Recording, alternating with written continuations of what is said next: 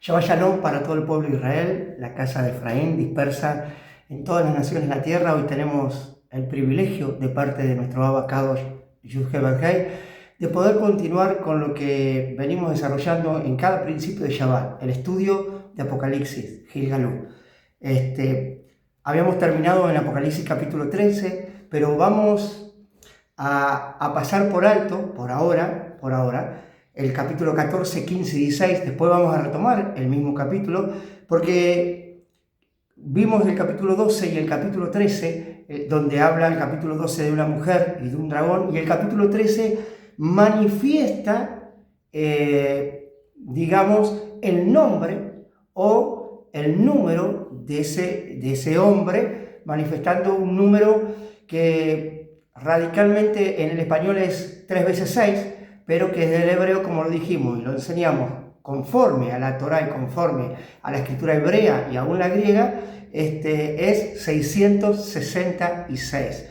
Pero vamos a ver quién es esa mujer que fue llevada al desierto por 2 temporadas, por una temporada y por media temporada, que son 1290 días. Vamos a ver bien, se dice en el sistema que la mujer por siempre o por tiempo fue el Vaticano. Se ha dicho que es la religión musulmana, esa mujer, porque está sentada sobre las muchas aguas representan las montañas, está sentada sobre 7 colinas, las 7 colinas representan las montañas. El Vaticano justamente está sentado sobre 7 colinas. La Meca musulmana en el desierto está sentada sobre 7 colinas, pero también sobre las muchas aguas, y todo coincide para el lado de que muchos dicen que es el Vaticano, la Gran Ramera, otros dicen que la Gran Ramera es la que persigue a la cristiandad y se le atribuye a la religión musulmana. Pero, ¿qué hay de verdad de eso? ¿Qué podemos encontrar como cierto, como verdad? ¿Qué podemos encontrar que dice la Escritura? Hablando literalmente, hablando en una analogía, o hablando, mejor dicho, para hacer una exposición tanto con el antiguo pacto o con el nuevo pacto, no solamente en el capítulo 12, sino también en otros capítulos, o especialmente el capítulo que hoy vamos a ver. Hoy vamos a ver quién es esa mujer. ¿Por qué se le dice la Gran Ramera? ¿Por qué se le dice Babel la Grande? Hay un término que se usaba en la Babilonia antigua y que los escritores, en este caso Moshe, para burlarse le puso Babel. Pero vamos a ir a profundidad. No era Babel su nombre, no era Babilonia su nombre antiguo, sino hoy vamos a ver cómo era el nombre antiguo de aquella ciudad. Pero también vamos a ver quién es esa gran mujer, esa gran ramera, esa mujer que se prostituye, esa mujer que tiene amantes, esa mujer que se contamina, esa mujer que es idólatra, que lo fue y que lo sigue siendo, perdón. Pero por muchos años, siempre yo sé que hemos escuchado por varios años que esa mujer es el Vaticano.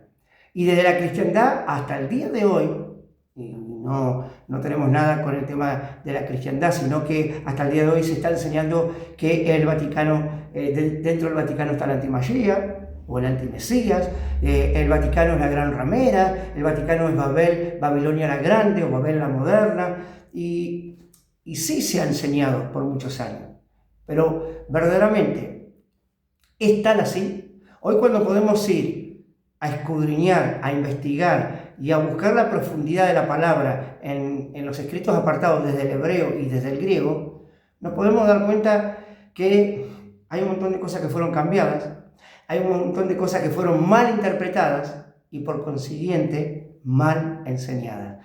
Cuando yo tengo una mala enseñanza, voy a tener una mala visión. Cuando tengo una mala visión, voy a tener una mala interpretación, y por consiguiente esa mala interpretación va a hacer que yo proceda con un mal caminar. No porque quiera o no porque me lo hayan enseñado, sino porque mi responsabilidad es buscar y escudriñar. Nosotros, como servidores de Mashiach, como servidores del Altísimo Adonai, Yud-Heh Vav-Heh, somos el nexo o somos los servidores, valga la redundancia, para llevar al pueblo o a las personas a tener un encuentro con el Elohim Altísimo, con el Ser Supremo, con el Eterno. Pero simplemente somos nexo, somos canal de bendición, los que podemos tratar de ayudar para hacer bendición. Como le dijo Abraham, te bendeciré, le dijo Adonai, y serás de bendición. Entonces, no es que obligamos a alguien, no obligamos a nadie, pero sí desde aquí o desde el punto, desde el lugar donde nos encontremos o donde se encuentre aquel que enseñe o aquel que transmita la palabra de Adonai, siempre debe reflejar esto, que la palabra es la verdad.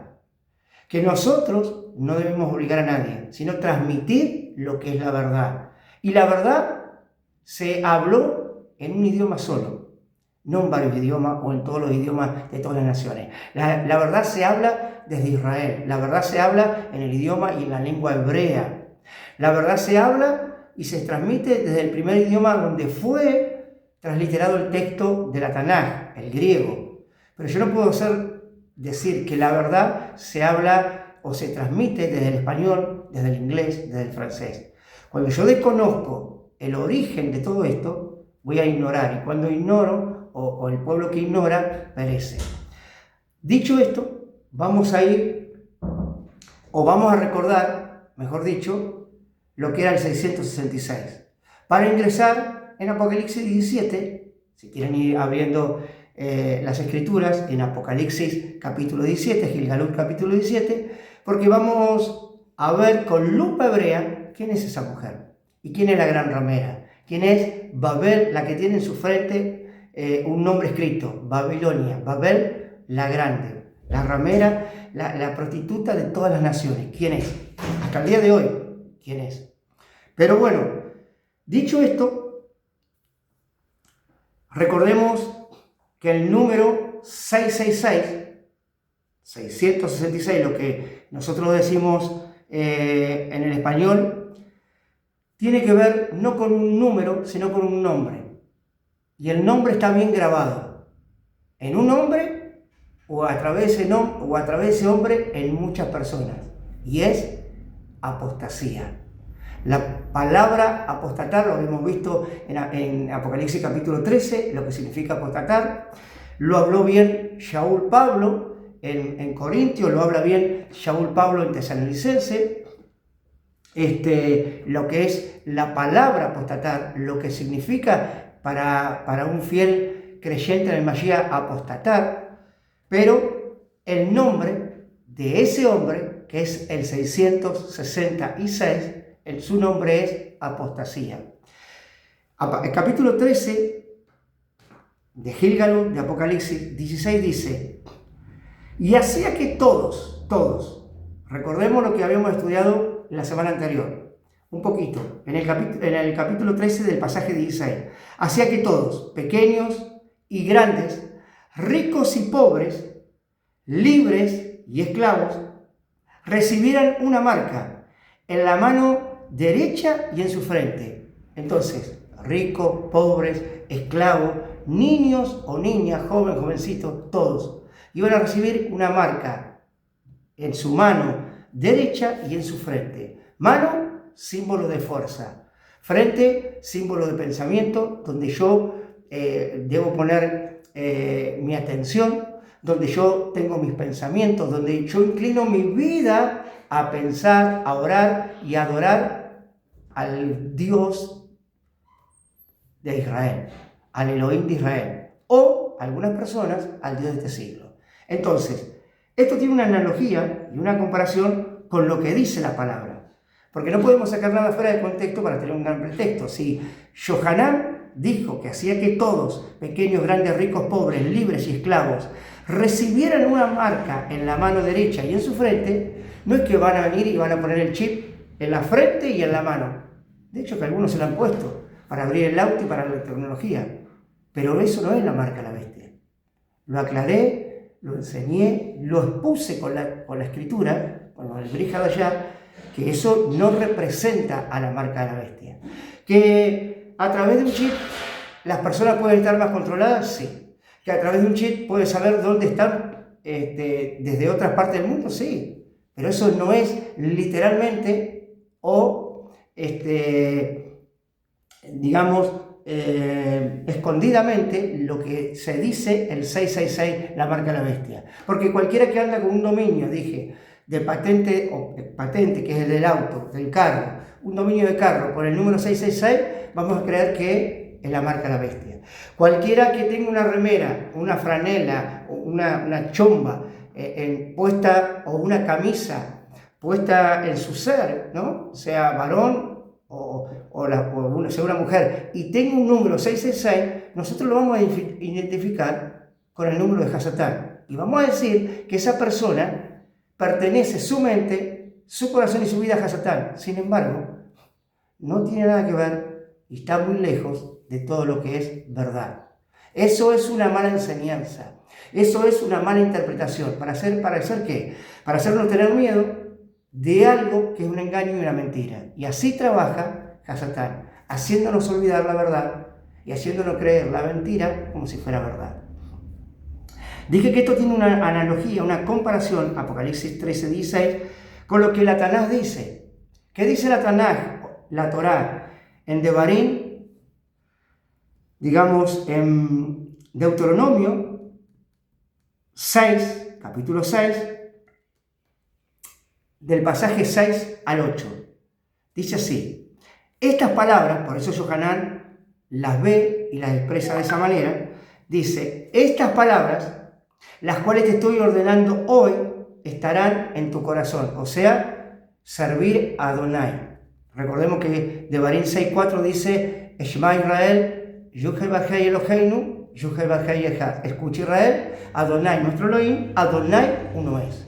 Y a partir de ahí, el 5 dice, estará en tu corazón. Bien, el 6 dice, estas palabras las cuales te estoy ordenando hoy, estarán en tu corazón. Bien, y las enseñarás, 7, cuidadosamente a tus hijos, o sea, a tu casa, o sea, a tu familia.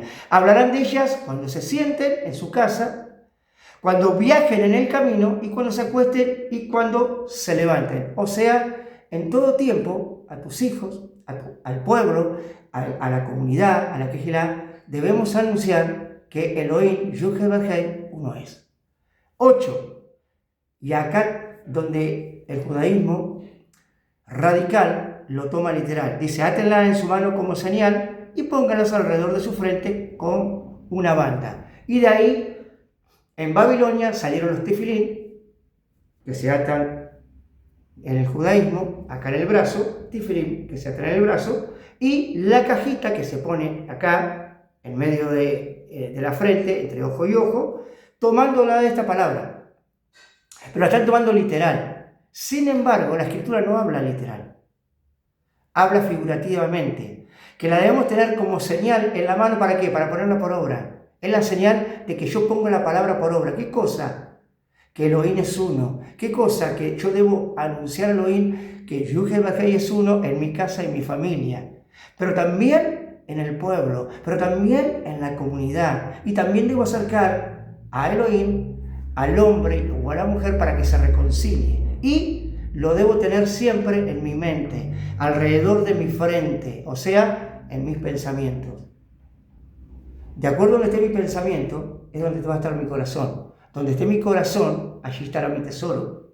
Entonces, quiere decir que la bestia va a poner la apostasía, el nombre, 666, que habla de un hombre, o mejor dicho, referencia de un hombre, que maneja, interpreta, hace, proclama y anuncia la apostasía en la mente del ser humano y en el brazo, o sea, el símbolo de la fuerza, para que lo pongan por obra a la mentira y al engaño desde un solo pueblo, o desde el pueblo escogido, Israel.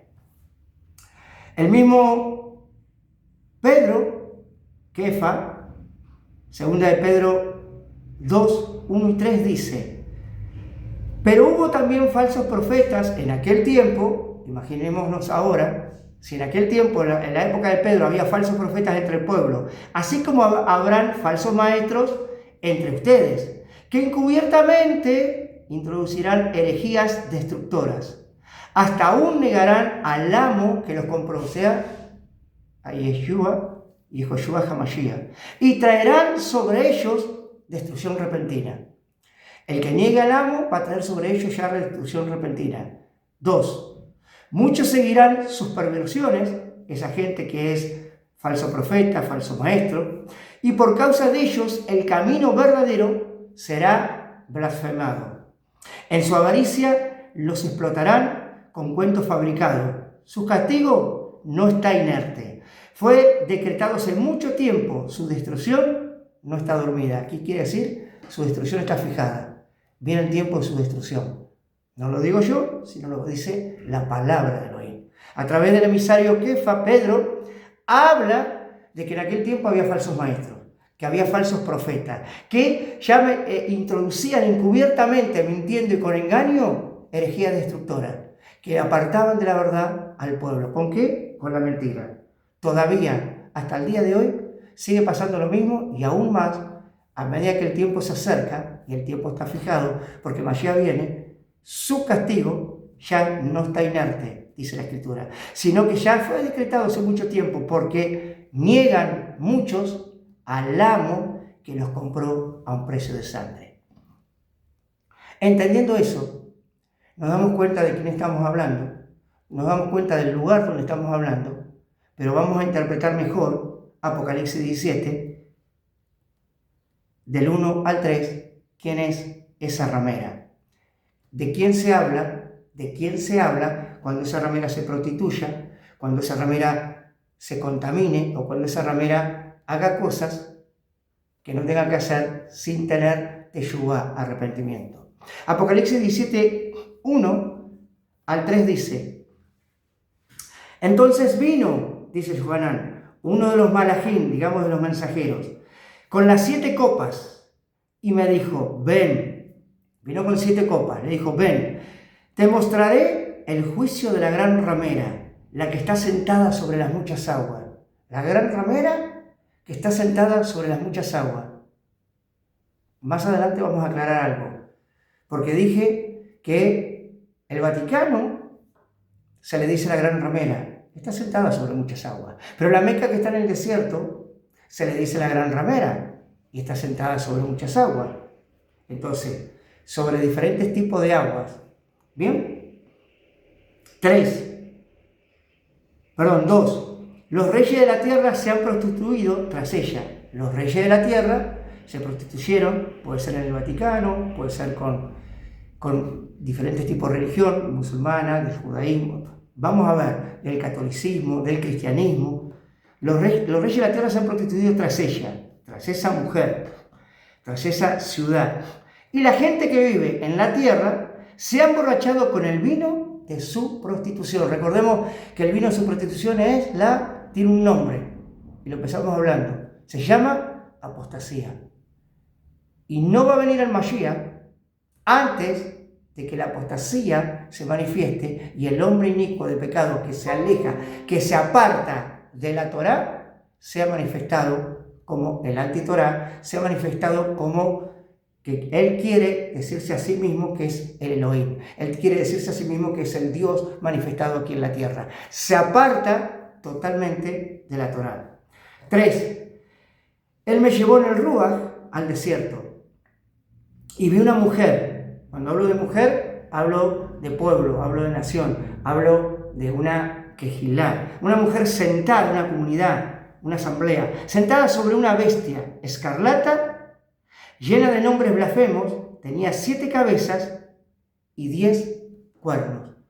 Una mujer sentada sobre una bestia escarlata que tenía 10 cuernos y 7 cabezas. Ya hablamos que los cuernos significan reyes, pero también 7 cabezas, los 7 montes. Estaba puesta sobre 7 montes.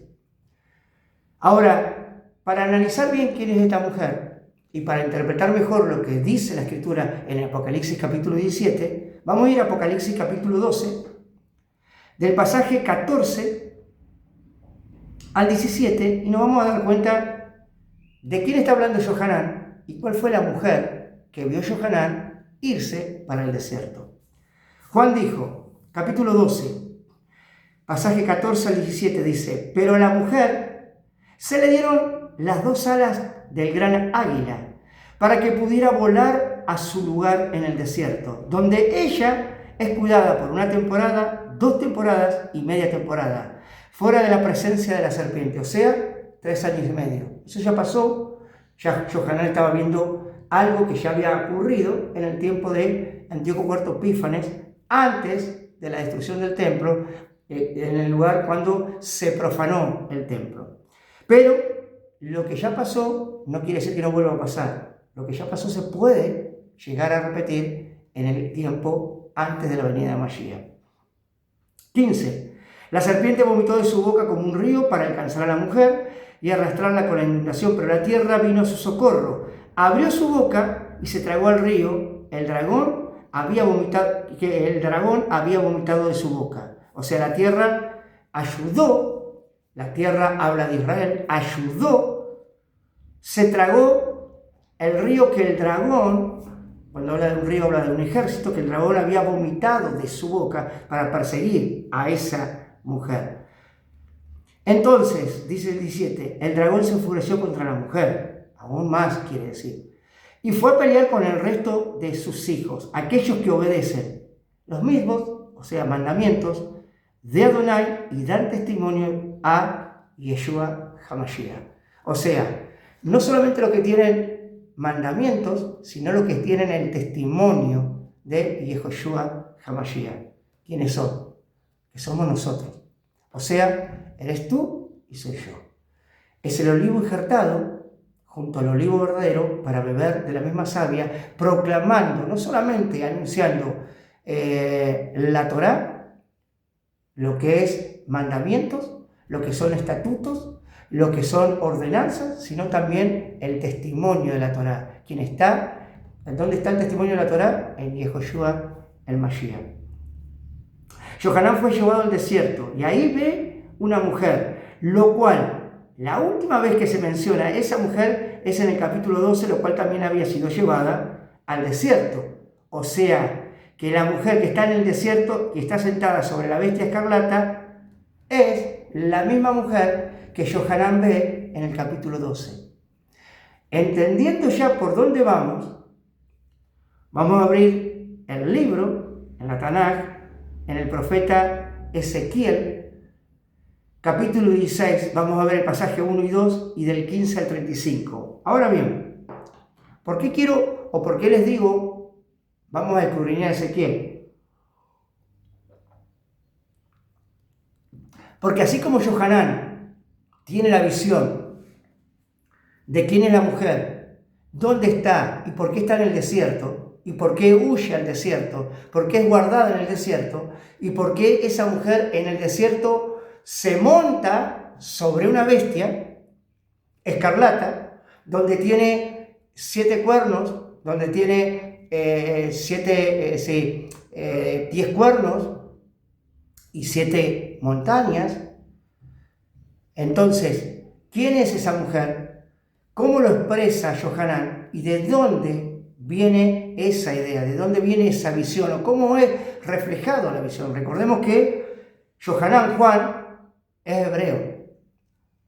Johanán Juan es de la casa de Israel, es de la casa de Judá. Entonces, es judío, es hebreo, conocía la Tanaj a la perfección y sabía que esta visión era parte de una profecía que el profeta Ezequiel y Ezequiel había anunciado hace tiempo atrás. ¿Cuándo? Cuando estaba Ezequiel en Babilonia. Pero veamos lo que dice Ezequiel capítulo 16 para darnos cuenta mejor quién es esa gran ramera de la que Johanán está viendo y está hablando. Y poder entender quién es la mujer de Apocalipsis capítulo 12 y quién es la mujer que está sentada sobre las muchas aguas, que está sentada en el desierto sobre una bestia escarlata ahora. No solamente sobre las muchas aguas, sino también sobre una bestia escarlata y que tiene 10 cuernos. Dice Ezequiel capítulo 16, 1 y 2. La palabra de Adonai vino a mí. Benadán, haz que Jerusalén entienda cuán abominables son sus prácticas. Ya de entrada Yud-Heh-Vav-Heh le dice a Ezequiel, mira, hijo de hombre, ven, entiende, Jerusalén, cuán abominables son sus prácticas. ¿En dónde? En Jerusalén. Ahora vamos a leer del 15, vamos a pasar en el pasaje 15 del mismo capítulo 16 hasta el 35. Y vamos a ir viendo algunas cosas interesantes. 15. Pero tú pusiste, Jerusalén, tu confianza en tu propia belleza y comenzaste a prostituirte a causa de tu fama. Cuando dice fama, se refiere a su nombre. Solicitando a todo aquel que pasaba y aceptando a todos los que venían. Digamos, solicitabas a todo aquel que pasaba y aceptabas, en aquel tiempo, cuanto más ahora, a todos los que venían. Quiero decirles esto. Hay una resolución que en el mismo Israel, en el lugar del monte Moriah, donde está la mezquita de Al-Aqsa y donde está la roca del domo, solamente pueden entrar a orar gente que sea de religión musulmana y que adore a su Dios. Ahora bien, Israel moderno, el Israel moderno, o sea, el Israel terrenal, a través de esta manifestación política, a través de esta manifestación eclesiástica, quiere, a través del Instituto del Templo, crear o formar o edificar lo que se llama el templo. ¿Para qué? Para que, ya se anunció, para que todas las naciones vengan de donde vengan, de la religión que sea, entren al templo a adorar al Ser Supremo, o sea, adorar a Elohim, Adonai.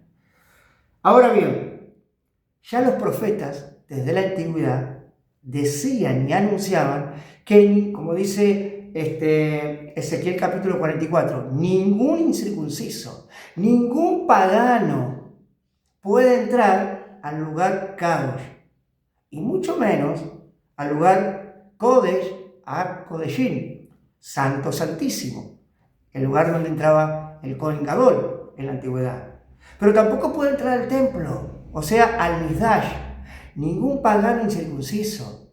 Ahora bien, la orden fue dada para que cuando se establezca o se dé la función para ejercitar o hacer, si se va a hacer el tercer templo, edificar el tercer templo, todas las naciones de todos los pueblos pueden unirse en un solo lugar, Israel, y pueden entrar al Mizdash. Ahora, la pregunta es, ¿eso es aceptable delante de los ojos de Elohim? ¿Es aceptable delante de los ojos del Supremo, del Altísimo? ¿Eso es lo que dice la Torá? ¿Eso es lo que enseña su palabra a través del Ruach HaKodesh, escrita a través de Moshe y de Joshua, a través de Abraham, de la historia de Abraham, de Jacob, de Isaac, a través de lo que conocemos de los profetas, Isaías, Jeremías, Ezequiel, a través de lo que conocemos de Daniel? ¿Eso es aceptable en la voluntad perfecta de Elohim, Yud-Heh-Vav-Heh? No. Eso es idolatría. Eso es contaminación. Eso es profanación. Eso es juntar lo profano con lo kadosh. ¿Quién lo va a hacer? ¿O quién lo piensa hacer? ¿O quién ya lo determinó hacer? Si uno va a una iglesia católica, aún hasta el día de hoy, muchas personas dejan entrar. Pero si uno va a una mezquita musulmana, en este caso, una mezquita árabe, si verdaderamente no pertenece a esa religión, no te dejan entrar. Verdaderamente no dejan entrar. Y mucho menos van a poder entrar a adorar a un Dios que no es el Dios al que ellos están adorando. Entonces, pero sí en Israel van a permitir que toda persona pueda entrar a adorar al Ser Supremo, al Elohim viviente. Bien, eso es en contra de la voluntad de Yud-Heh-Vav-Heh. ¿Acaso creemos nosotros que eso no traerá juicio? ¿Que eso no es pecado? ¿Que eso no es transgresión de Torá? Si la Torá enseña y dice que ningún incircunciso puede entrar ni en este tiempo ni en el tiempo venidero al Migdash. Entonces, ni de corazón ni de carne. Entonces, ¿qué estamos diciendo con esto? Que estamos permitiendo todo y que el ecumenismo en Israel se tiene que empezar a dar para la vuelta y la venida del Melech de Israel, Yehoshua HaMashiach. Sigamos. Esa es la prostitución y de dónde sale. Capítulo de Ezequiel 16, pasaje 16 dice: tú tomaste tu ropa a Jerusalén, y la usaste para decorar los lugares altos que edificaste para ti.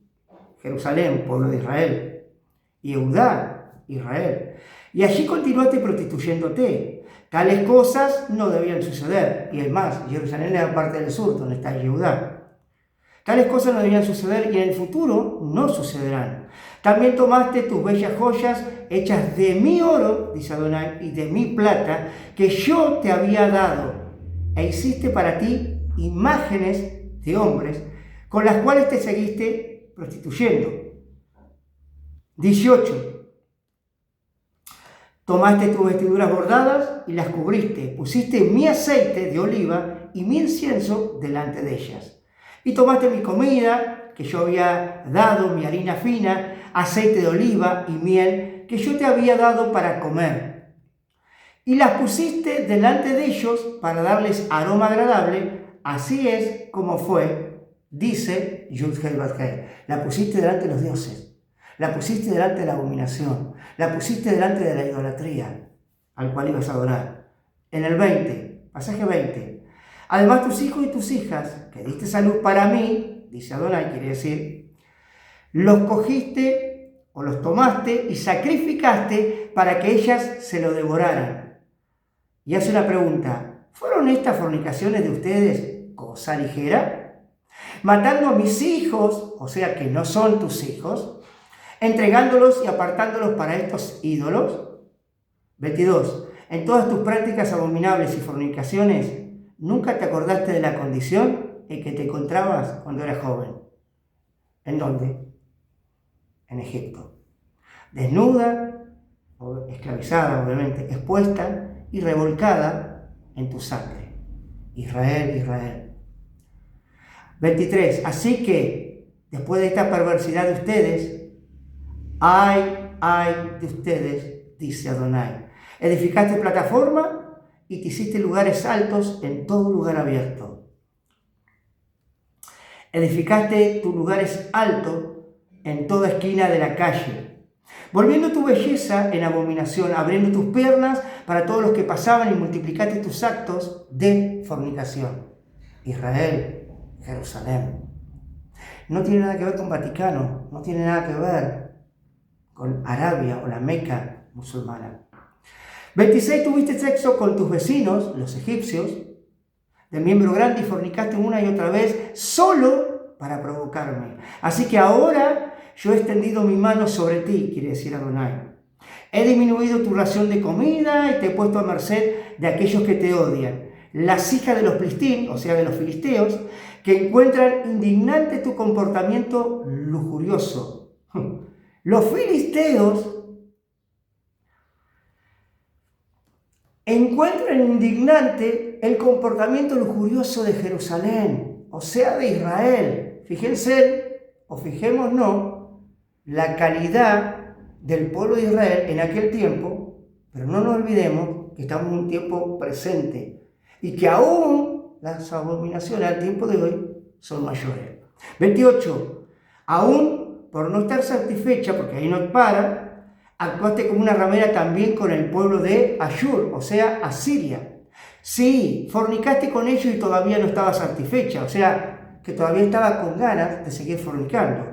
Multiplicaste tus actos de fornicación con la tierra de los mercaderes, o sea, con los Kasdim, que son los caldeos, y aún no estaba satisfecha. 30. ¿Eres de voluntad tan débil?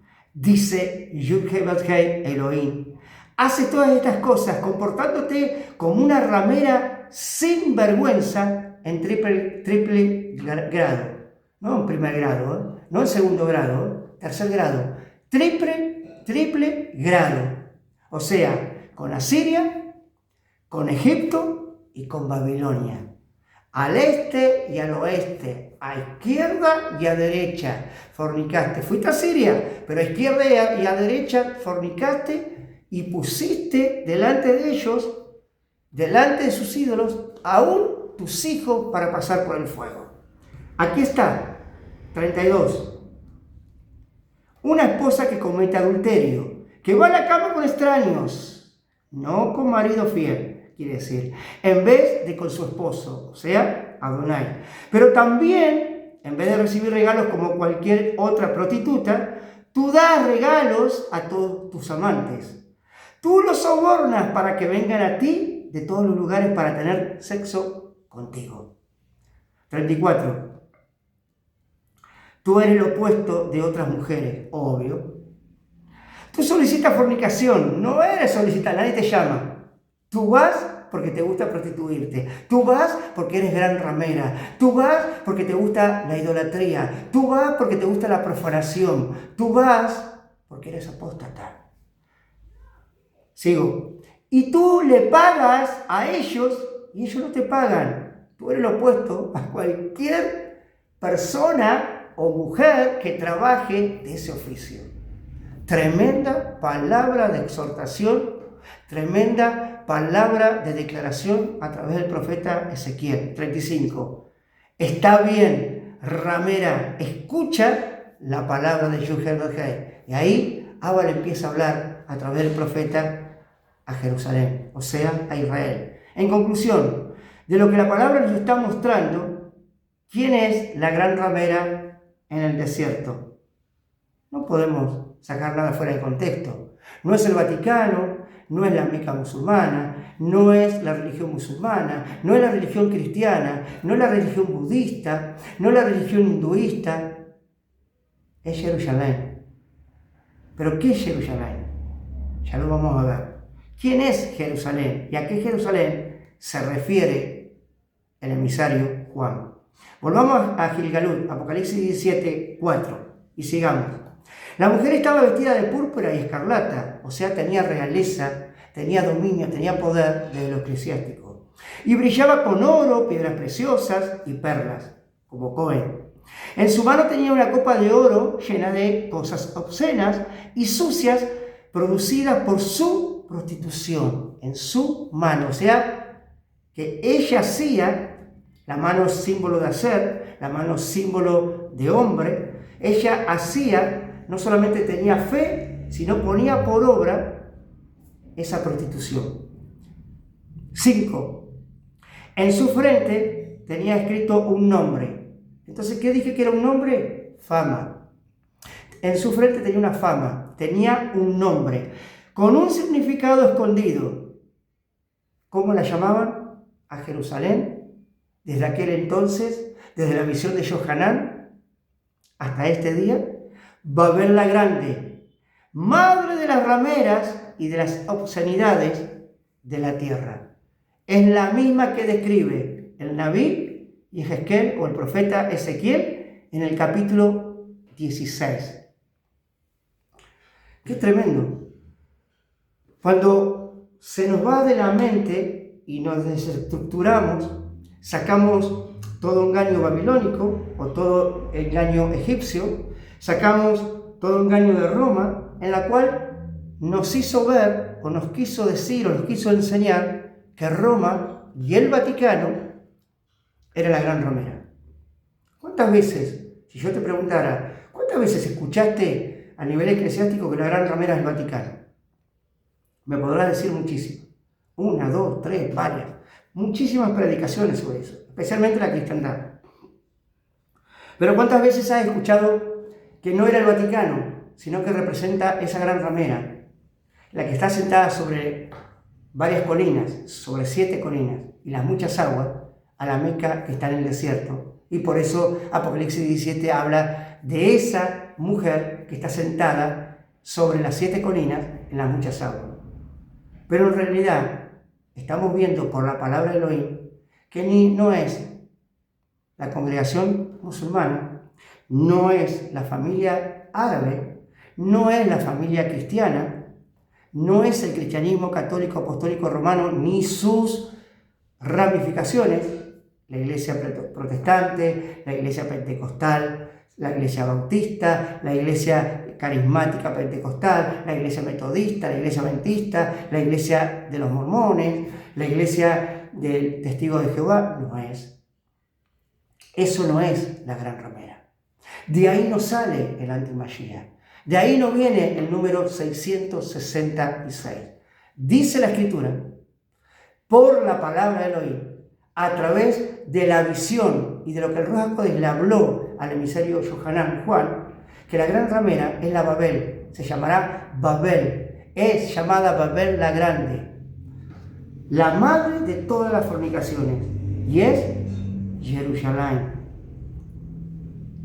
O sea, la Jerusalén terrenal, la que hoy podemos ver como Jerusalén terrenal.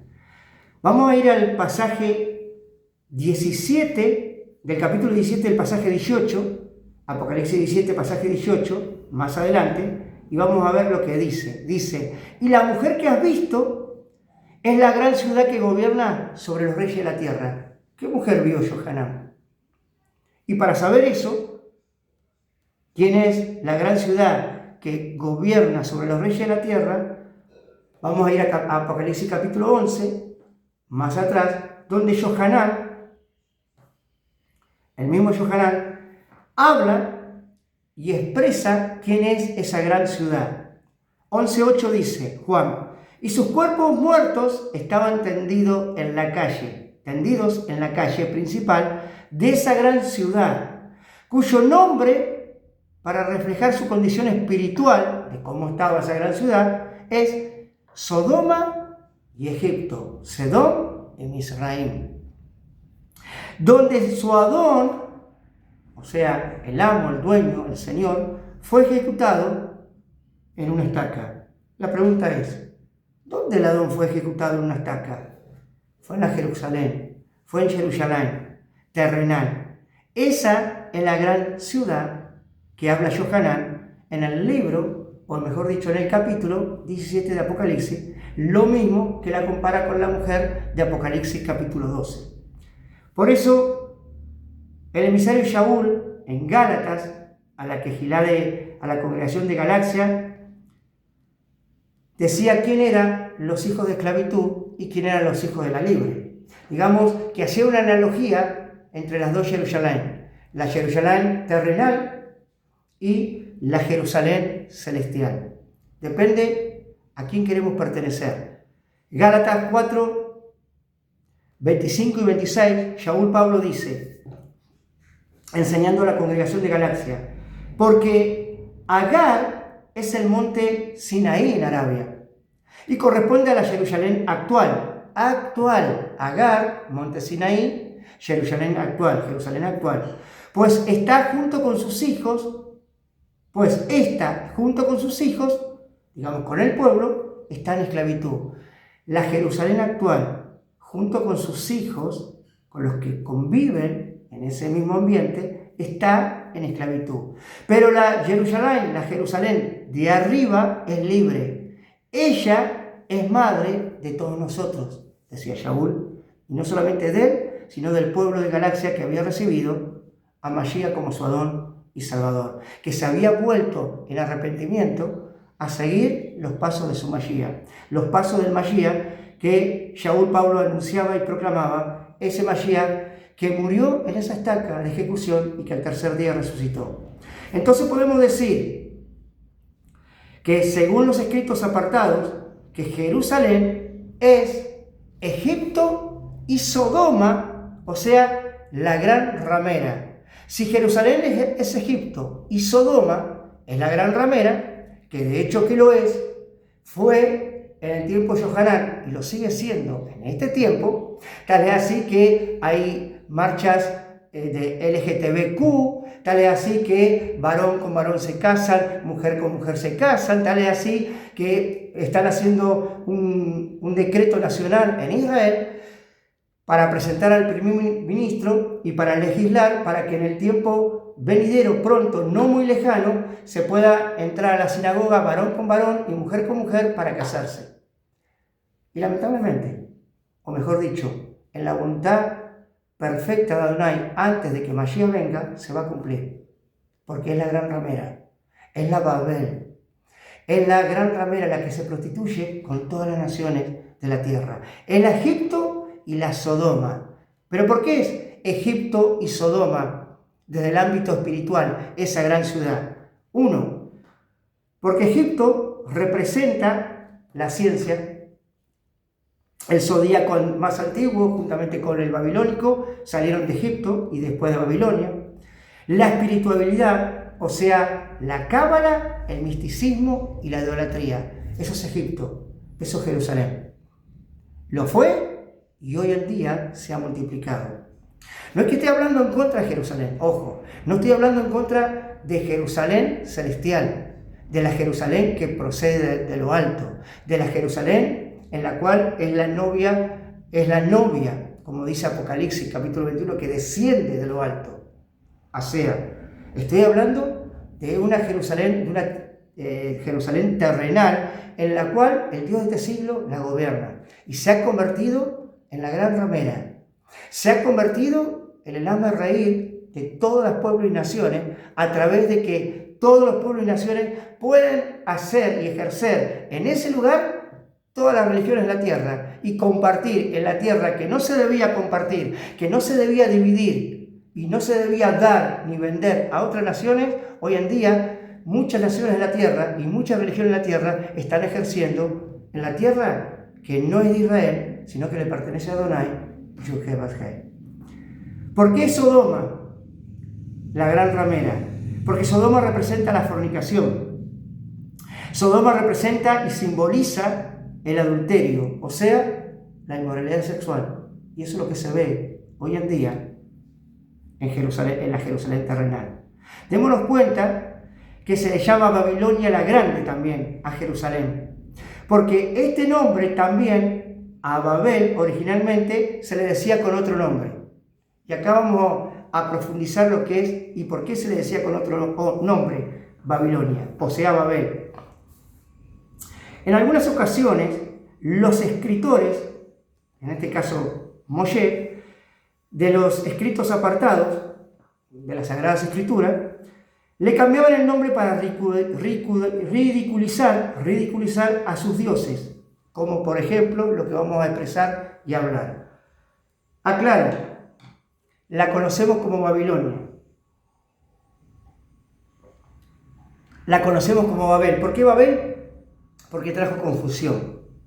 Pero literalmente, el nombre antiguo de esa ciudad era Babilonia, se llamaba así. Muchas veces los profetas, en este caso Moshe, los escritores de la Tanaj, para ridiculizar al Dios de esa ciudad o de ese momento en el cual el sistema adoraba, en el cual el sistema se postraba, le ponía un nombre. Pero no era el nombre real, era un nombre como un apodo o era un nombre de una condición que llevaba esa ciudad. Aclaro, la conocemos como Babilonia, pero hoy nos vamos a dar cuenta que no se llama Babilonia, que no se llamaba Babilonia, ni mucho menos Babel. Babilonia, su nombre era Ka-Dingir Ra-Ki.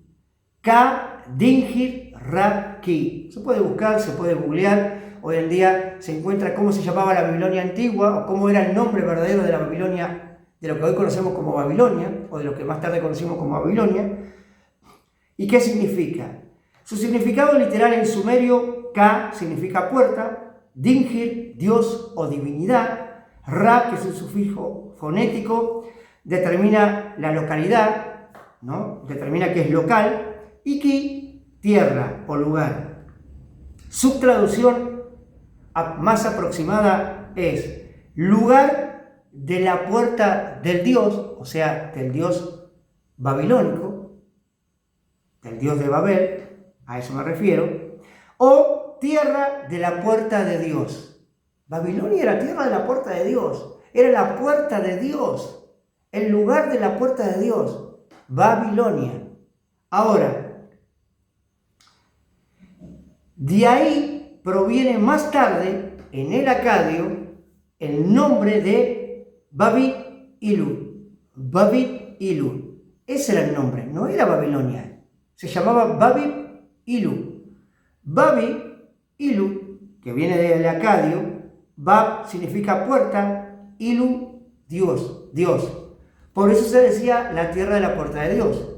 Cuando nosotros decimos que en ese lugar, Kadingir Raki, significa el lugar de la puerta de Dios o la tierra de la puerta de Dios, estamos diciendo que no es Babel, estamos diciendo que es Babi-Ilu, que significa puerta de Dios. Ahora, qué ironía, ¿no? Porque no hay otra puerta del verdadero Dios o del verdadero Elohim que no sea la puerta del lugar donde Él escogió vivir, donde Él, mejor dicho, escogió habitar, en el Migdash, en la tierra de Jerusalén, en Sión, en el lugar donde Él escogió estar.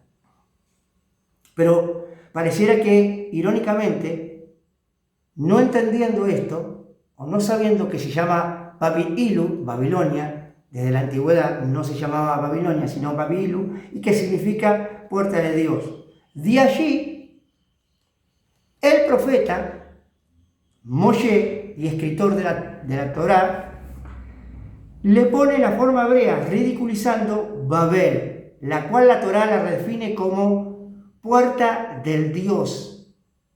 No como puerta del Dios, perdón, la cual la Torá la redefine no como puerta del Dios, sino como confusión. Porque Babel viene de la raíz Balal, que significa confundir, que significa confusión. De ahí, Abba bajó y confundió las lenguas. ¿Dónde estaban? En Babi-Ilu. ¿Qué pertenecía? La puerta de Dios, el lugar de la tierra de la puerta de Dios. O sea, estaban todos juntos. Recordemos la historia. Capítulo 11 de Bereshit, Génesis. Estaban todos juntos, todos unánimes, hablaban la misma lengua para adorar a Babi-Ilu, al Dios del lugar y de la tierra. Y querían ser uno para llegar a ese lugar tan alto para adorar a ese Dios. Sin embargo, entendiendo y conociendo Elohim todas las cosas, bajó y trajo confusión. Y no se entendieron porque a partir de ahí nacieron las lenguas. De ahí la palabra, irónicamente, para burlarse, de Babel. Hoy se conoce como Babel, Babel, que viene de Balal, que significa confundir, confusión. Por eso Jerusalén se le llama en el sentido figurado Babel la Grande, porque se sabe que ese es el único lugar del Elohim Altísimo, donde está la verdadera puerta de Loach, Yud-Hei, Bat-Hei. Babel la Grande. A Babilonia no se llamaba Babel la Grande, sino el lugar donde se sabe, literalmente en sentido figurado, que está la puerta del Elohim Altísimo. Nadie se puede atribuir el nombre de ser la tierra de la puerta del cielo o del único Elohim viviente, pero solamente Israel y Jerusalén sí se lo puede atribuir, porque ahí estuvo y está la puerta a través de aquellos que le abren el corazón, la puerta del Elohim vivo. ¿Qué nos está mostrando Elohim? Yud-Hei Bat-Hei, que él nada tiene que ver hoy en día con la Jerusalén terrenal, sino él es el Eloah de la Jerusalén celestial. Adonai corta con ella, o digamos con la Jerusalén terrenal, porque ella tiene marido, con el cual se prostituye día a día. ¿Por qué se separa de la Jerusalén terrenal? No porque no escoja la tierra, o no porque la tierra no sea de Adonai, la tierra sigue siendo de Adonai, pero se separa de esa Jerusalén terrenal que sigue al Dios de este siglo. ¿Por qué? Porque tiene marido. Hay una palabra en arameo que se dice mará de atrás. Una palabra en arameo, vuelvo a repetir, que se dice el mará de atrás o mará de atrás, que significa literalmente el señor del lugar o el dueño de la región. Mará significa señor, amo y maestro, de significa del, y atrás, lugar, región, territorio. En el sentido de Jerusalén tradicional, hoy en día, es el uso rabínico, en el uso rabínico tardío, Talmud y Halajá postbíblica, el mará de atrás se usa para referirse al o a la autoridad rabínica local, o sea, el que decide la halajá dentro de una ciudad o comunidad. Ese es el mará de atrás. Ese es el marido que tiene la Jerusalén terrenal. Ese es el marido que tiene la gran ramera. Ese es el marido que tiene aquella que es la mujer que se sienta sobre la bestia en la cual se viste de escarlata, en la cual se viste de autoridad, en la cual tiene perlas, en la cual hace con su oficio de Cohen, de sacerdote, para a través de la bestia proclamar un nombre, lo que habíamos hablado. ¿Cuál es el nombre de esa bestia que adora al hombre? La apostasía. ¿De dónde sale? De la gran ramera. Porque el Hijo del Hombre no vendrá hasta que se empiece a manifestar dos cosas. Hasta que se dé a conocer bien claro la apostasía y el hijo de perdición se haga manifiesto. Pero primeramente vendrá la apostasía. Terminamos. Vamos al libro de Yehoshua. O sea, traducido como Josué. Josué 1, del 7 al 9.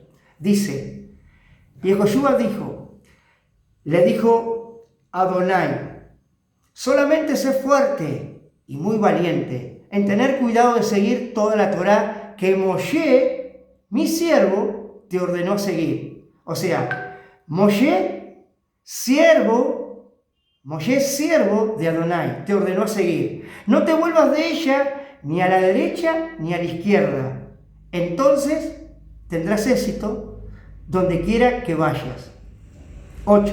Sí, guarda este libro de la Torá en tus labios, medita en él de día y de noche, o sea, en tu boca. Guárdalo en tu boca. Medita en él en el día y la noche, para que tengas cuidado de actuar conforme a todo lo que está escrito en él, o sea, ponerlo por obra, o sea, ponerlo en acción en él. Entonces tus empresas prosperarán y tú tendrás éxito. 9. ¿No te he ordenado ser fuerte y ser valiente?, le dijo Adonai a Yehoshua. Así que no temas, no te desanimes, porque Yuhebahai, tu Elohim, está contigo donde quiera que vaya. Después de Moshe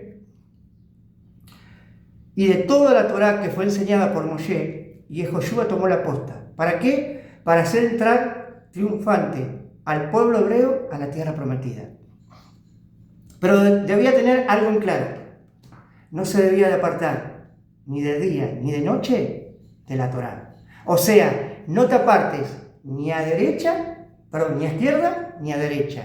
Ni a izquierda ni a derecha. No te apartes ni a derecha ni a izquierda. No te vayas para Babel, en otras palabras, pero tampoco te vayas para Egipto.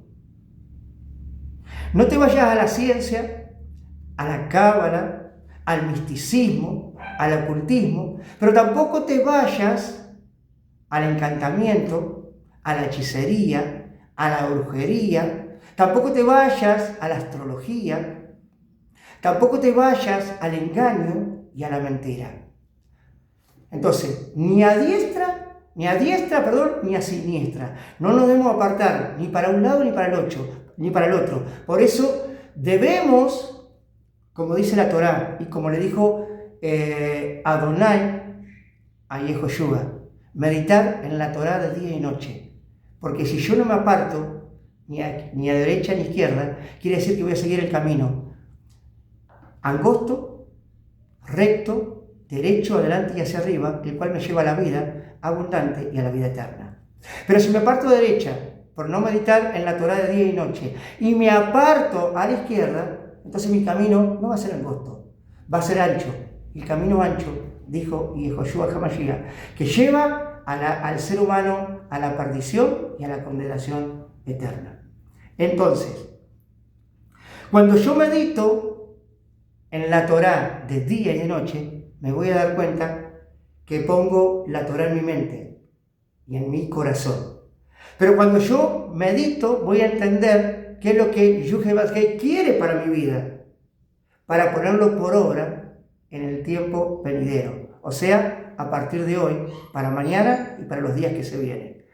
El ponerlo por obra, el tenerlo en la mano o el tenerlo en el brazo, es ponerlo por obra, símbolo de fuerza, símbolo de acción. Pero el tenerlo entre mis pensamientos, entre ojo y ojo, entre ceja y ceja, es ponerlo, meditar en la Torá, en la vida, en la instrucción de Yuhevasgei de día y de noche. ¿Entendemos lo que es la gran ramera? ¿Pudimos entender en este principio de Shabbat quién es la gran ramera? Entonces, cuando te digan la gran ramera es el Vaticano, Babilonia es el Vaticano, de Babilonia sale el anti-Mashiach, cuando te digan no, porque la gran ramera es la religión musulmana, de ahí sale el anti-Mashiach, cuando te digan que del hindú sale el anti-Mashiach o es la gran ramera, el hinduismo, el confucianismo o cualquier tipo de religión, no creas. Porque eso lo enseña la Torá. Medita en ella de día y de noche. Y nos daremos cuenta y veremos al escudriñar y a buscar que la gran ramera está en la Jerusalén terrenal. Y de ahí se levanta el inicuo. Y de ahí se manifiesta aquel que se separa de la Torá. ¿Para qué? Para anunciar y proclamar desde su mente, con su pensamiento y poner por obra el nombre, o sea, su fama, lo que se llama 666, el nombre de esa bestia, llamada apostasía. La bestia no es un tridente, la bestia no es un animal que no conozcamos, la bestia no va a venir para asustarte, porque si no cualquiera la reconocería, la bestia viene sigilosamente, a través del engaño. Y una de las cosas que Hasatán hizo a la perfección, o cree hacer a la perfección, desde el huerto del Edén, es engañar al hombre, a Adán y a Java, y hacernos olvidar cuál es la verdadera enseñanza, el verdadero camino, la verdadera vida. ¿Y dónde está esa vida? ¿Qué nos lleva al Padre a través de esa vida? El único que es el camino, la verdad y la vida es Yeshua HaMashiach. Y nadie, absolutamente nadie puede llegar al Padre si no es a través del Mashiach, Yehoshua. Toda aquella persona, todo aquel varón o mujer o toda congregación en la cual te diga que Yehoshua no es solamente el vínculo perfecto para llegar al Padre, no le creas. Toda persona que diga que la gran ramera es el Vaticano, no le creas. Eso no enseña la Torá. Eso no dice la Escritura. Y especialmente, esa no es la visión que el Ruach HaKodesh le reveló a Juan, ni en el capítulo 12 de la mujer y el dragón, ni en el capítulo 17. Por consecuencia, tampoco es la mujer que le fue revelada a Ezequiel, capítulo 16. Amados, si Abba así lo quiere, vamos a volver, no nos vamos a ir del tema, al capítulo 14, 15 y 16 de Apocalipsis para engendrar mejor, digamos, para ampliar mejor el tema que estamos hablando y para no salir nada fuera de contexto. Pero vayamos aprendiendo que esto es Torá. En el Shabbat se estudia Torá. En Shabbat se adora a Mashiach. En Shabbat se adora al Elohim vivo. En Shabbat se derrama nuestro corazón como agua. Pero en Shabbat se escucha la voz de Elohim. Y de la única manera que puedo escuchar la voz de Elohim es escudriñando la Torá. Investigando, como siempre te digo, investiga, escudriña cada letra, cada palabra desde el original. Primeramente hebreo y después, como dice en arameo y en griego, para poder entender mejor lo que Elohim, Yuhevasgei, a través de Mashiach, a través del Ruach HaKodesh, nos quiere hablar, nos quiere enseñar y quiere que andemos y caminemos. Por lo cual, vos y yo, como congregación, como olivo injertado en el olivo verdadero, en la casa de Israel, debemos tomar de esa savia, que es nuestro don Yeshua HaMashiach, para seguir el camino correcto. El camino es angosto, en la cual en él hay vida, vida abundante y salvación eterna.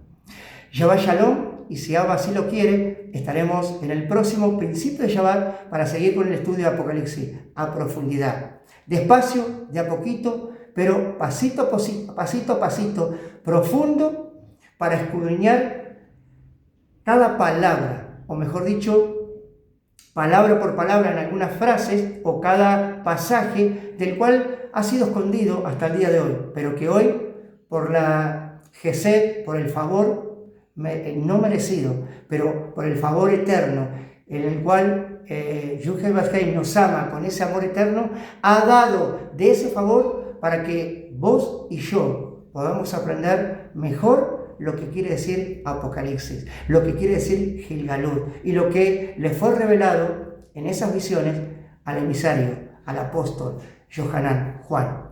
Shalom, Ubrajot, Shabbat, Shalom, pueblo de Israel, Leitraot. Shalom.